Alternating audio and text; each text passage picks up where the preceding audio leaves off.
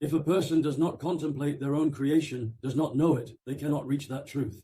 In other words, everything has a reality, but the greatest of all things is the person himself. If one does not know themselves, does not recognize themselves, does not know the wisdom behind their creation, they live superficially, blindly, tossed about in heedlessness, and time slips away. And it is mentioned in the verses as well. Efela yetedekkerun, efela yekulun, efela tetefekkerun. So, do you not mention the names of God?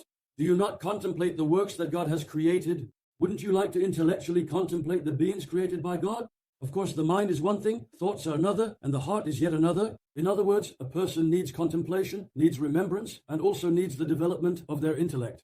But if a person does not know their own creation, if they do not know the beginning of their creation, then what happens? They become lost in causes. Things that are wrong appear right, and things that are right appear wrong. In other words, reflecting on events and divine acts begins with oneself. If a person does not know themselves, it is impossible for them to know the external world, the outside, or all of existence. That is to say, the universe is like a palace. The cosmos is like a palace.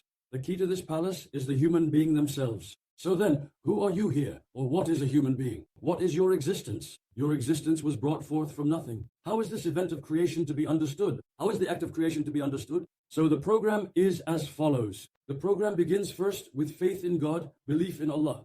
If faith in God increases, from this arises knowledge of God.